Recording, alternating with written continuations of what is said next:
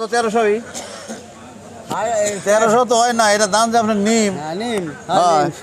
আচ্ছা 10 টাকা কমলেন যান, আবার না এখন তাহলে কি আমরা কিন বললো মোটটা যদি আমরাই লিয়ে যান তাহলে ওদের আমরা বোঝা করে কি দিয়া দেখে 1300 দিচ্ছেন না। হ্যাঁ ওই তো তাই এবার রাগ করলেন দেখছেন কাম হয়ে গেল। কয় মন আছে এখানে? 7 মন বিক্রি হলো 1300 টাকা দরে।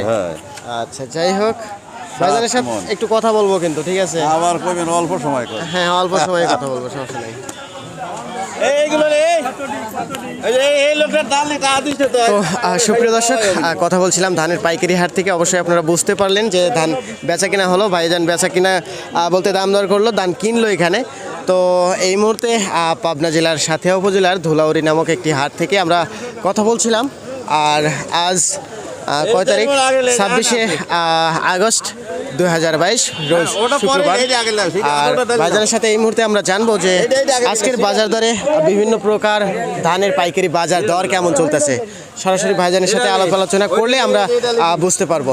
তো ভাইজান আসসালামু আলাইকুম। ওয়ালাইকুম আসসালাম রাহমাতুল্লাহ। আলহামদুলিল্লাহ ভাই, খুব ভালো আছেন ইনশাআল্লাহ। যাই হোক, ঘুরে দাঁড়াবেন একটু। হ্যাঁ তো জায়গা এখন সব মিলিয়ে ধান কেনাকাটা কি শেষ নাকি? না শেষ না, কেবল হাট চলতেছে আর কি, কেনাকাটা আর একটু আছে। তো জায়গা আজকের বাজার দরটা কেমন ভাইজান? হ্যাঁ আজকের বাজার দরটা কেমন? আজকের বাজার তো দানের বাজার বেশি। মানে গত সপ্তাহ থেকে আজকে গত সপ্তাহের সাথে আজকে মনে 20 টাকা বেশি। হ্যাঁ 20 টাকা বেশি। হ্যাঁ মনে 20 টাকা বেশি।